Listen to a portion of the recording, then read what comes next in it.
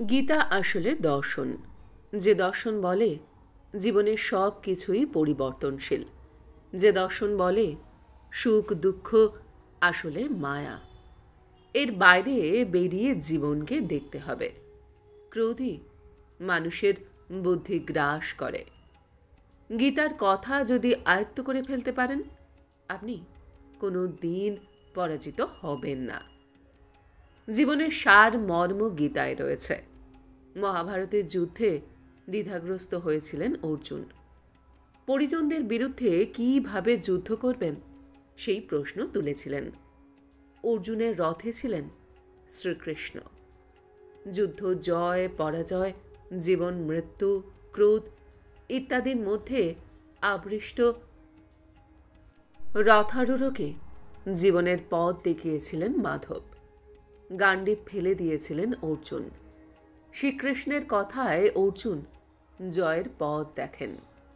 সবকিছু ভুলে মনকে যুদ্ধে নিয়োজিত করেন। এখন অনেকেই বলেন দুনিয়ার সর্বোত্তম মোটিভেশনাল স্পিকার হলেন শ্রীকৃষ্ণ। তার কথাই রয়েছে গীতায়। স্থিতধী হওয়ার পাঠ দিয়েছেন কৃষ্ণ। গীতা আসলে দর্শন, যে দর্শন বলে জীবনে সব কিছুই পরিবর্তনশীল। চলুন আজ আমরা জেনে নেব গীতার 10টি জ্ঞান সম্পর্কে। 1. রাগের উপর নিয়ন্ত্রণ। রাগে মতিভ্রম হয়, মানুষ বিভ্রান্ত হয়ে ওঠে। তখন তার বুদ্ধি কাজ করে না, যুক্তি নষ্ট হয়ে যায়। তাই রাগ এড়ানো উচিত। রাগকে নিয়ন্ত্রণে রাখতে পারলেই জীবনের সাফল্য নিশ্চিত। 2. দৃষ্টিকোণ। যে জ্ঞানী ব্যক্তি জ্ঞান ও কর্মকে এক হিসাবে দেখেন, তার দৃষ্টিভঙ্গি সঠিক। জ্ঞানার্জনই সব নয়, তার সঙ্গে জড়িত কর্ম। কর্মের মাধ্যমেই মানুষ জীবনে এগিয়ে যান। 3. মনকে নিয়ন্ত্রণ। যারা মনকে নিয়ন্ত্রণ করেন না, তাদের জন্য তা শত্রুর মতো কাজ করে।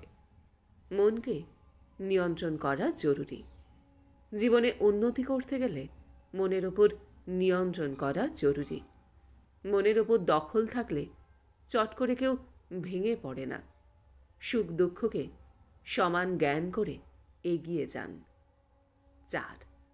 আত্মজ্ঞান। নিজের দুর্বলতা ও সক্ষমতা সম্পর্কে জানা উচিত। নিজের ব্যাপারে সম্যক জ্ঞান থাকলে বাইরের লোকের কথায় প্রভাবিত হবেন না। আত্মজ্ঞানের তরবারি দিয়ে অন্তর থেকে অজ্ঞানতার সংশয় ঝেড়ে ফেলুন, শৃঙ্খলাবদ্ধ হন। 5. নিজেকে তৈরি। মানুষ নিজের বিশ্বাসে তৈরি হয়। সে যেমন বিশ্বাস করে তেমন তাই ঘটে। তাই কোনো লক্ষ্য অর্জন করতে গেলে আগে নিজেকে তৈরি করতে হবে। 6. কর্মের ফল। প্রতিটি কর্মের ফল থাকে। এ জীবনে কিছুই হারায় না, নষ্ট হয় না। তাই জীবনে সব কাজের ফল পেতে তৈরি থাকুন। 7. অনুশীলন অপরিহার্য।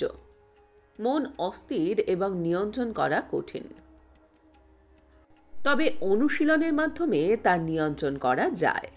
মনকে নিয়ন্ত্রণ করার অভ্যাস করুন। 8. ইতিবাচক চিন্তা ভাবনা।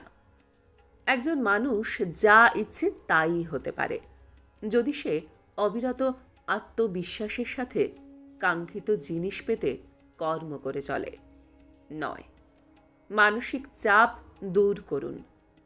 মনকে বশে রাখা দরকার। জীবনে ভেঙে পড়লে চলবে না।